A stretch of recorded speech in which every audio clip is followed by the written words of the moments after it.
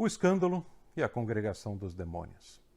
1 Timóteo 4,1 diz o seguinte: Mas o Espírito expressamente nos diz que nos últimos tempos alguns apostatarão da fé, dando ouvidos a espíritos enganadores e a doutrinas de demônios, pela hipocrisia de homens que falam mentiras, tendo cauterizada a sua própria consciência. Estamos vivendo em uma era de pobreza espiritual sem precedentes. Nunca houve um momento de tanto conhecimento bíblico, acessível às mais diversas camadas da sociedade, e, no entanto, mais e mais apostasias e heresias têm sido introduzidas na igreja. Pouco a pouco, as pessoas estão se desviando tanto da verdade, indo atrás de indivíduos que pouco conhecem ou que desprezam o verdadeiro conhecimento para fazer com que outros venham a seguir as suas próprias práticas, ou seja, estão desviando-os da verdade. São doutrinas de demônios, estão falando mentiras. O apóstolo Paulo escreveu sobre isso, que viria um tempo que os homens estariam fazendo mais para si mesmos e até mesmo fazendo mestres e doutores para si no ensino bíblico e levando outros ao engano. Recentemente nós vimos pela internet, pelos noticiários, um escândalo muito grande que houve no Brasil envolvendo uma líder que tinha uma grande popularidade. Também tenho visto outros escândalos acontecendo em diversos lugares e pastor após pastor também ensinando mentiras e vivendo na mentira. O triste disso é que muitos sequer percebem que estão no erro. Eles pensam que continuam certos, mesmo estando errados, e o povo que os seguem, por falta de conhecimento, infelizmente eles acabam perecendo sem perceber o que está acontecendo.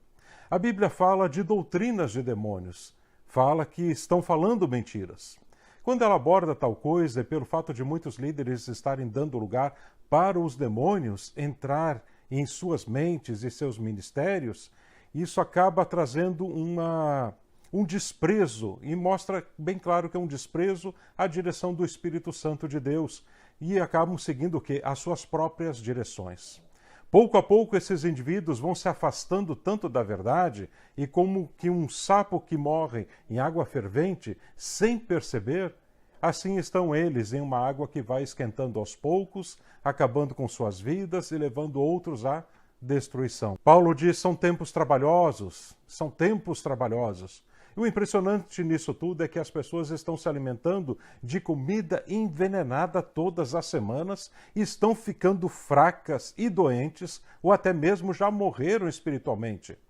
E isto que é o mais triste, estão mortas e não percebem que estão mortas. Quando Paulo escreve em Romanos 8:11, e se o Espírito daquele que dos mortos ressuscitou a Jesus habita em vós, aquele que dos mortos ressuscitou a Cristo Jesus, há de vivificar também os vossos corpos mortais pelo seu Espírito que em vós habita.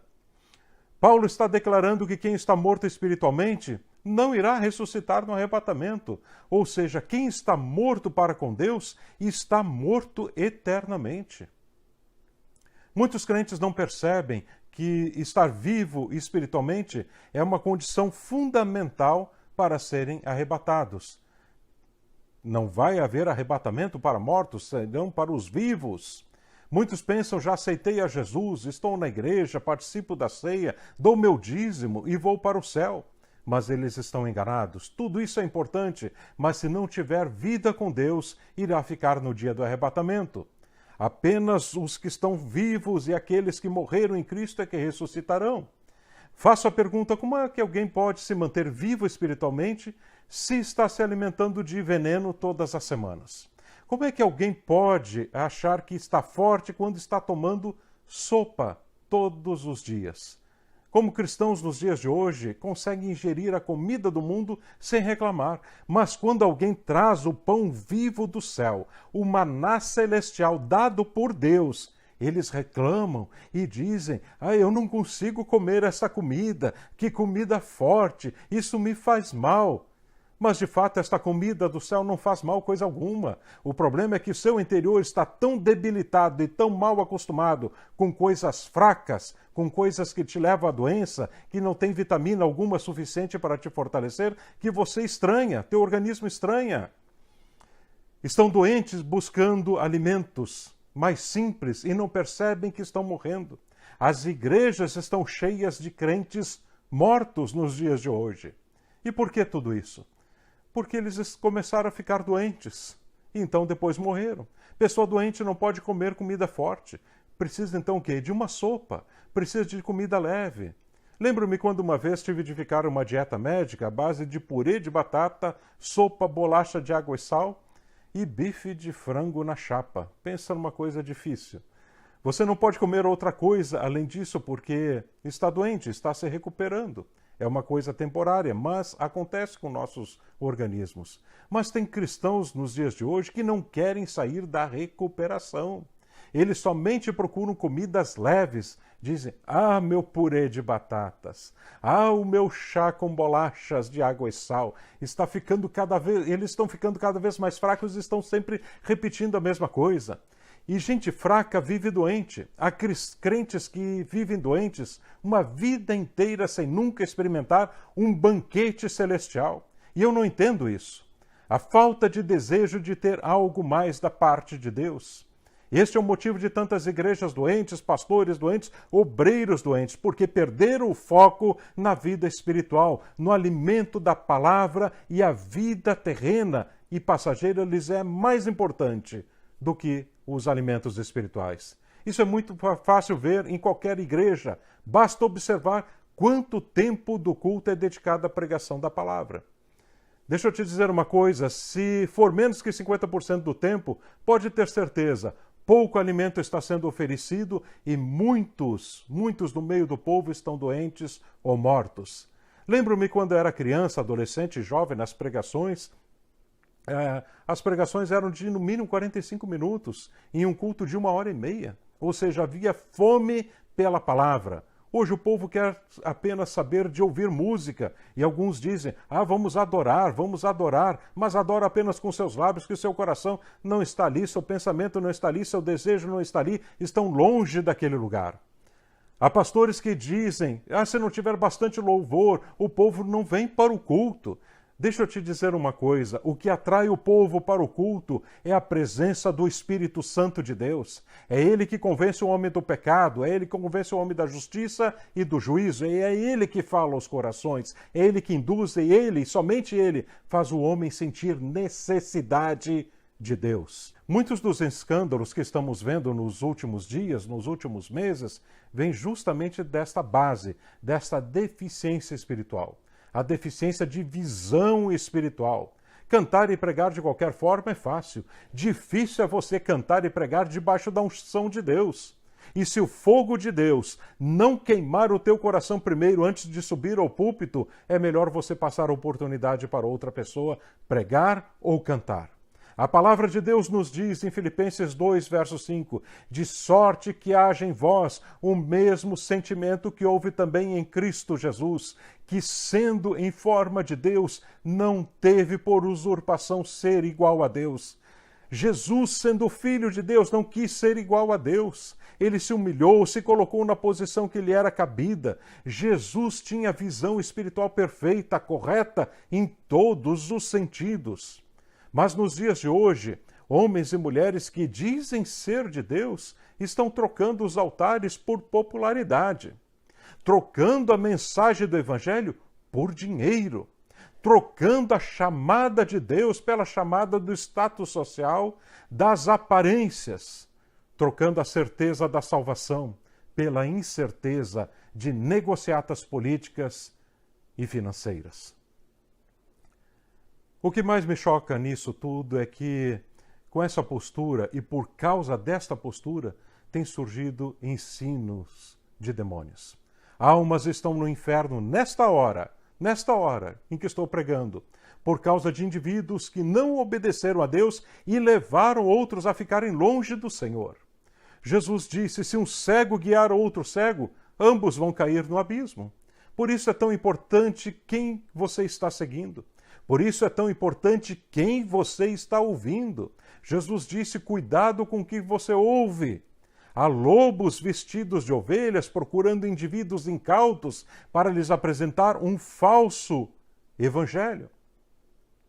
Aí vem a pergunta, pastor Jefferson, mas como saber o que está certo? A palavra de Deus nos diz, é Jesus que fala, pelos seus frutos os conhecereis. Olhe para estas pessoas, ou melhor, olhe para onde as coisas estão indo. Olhe atente para que caminho essas pessoas estão trilhando.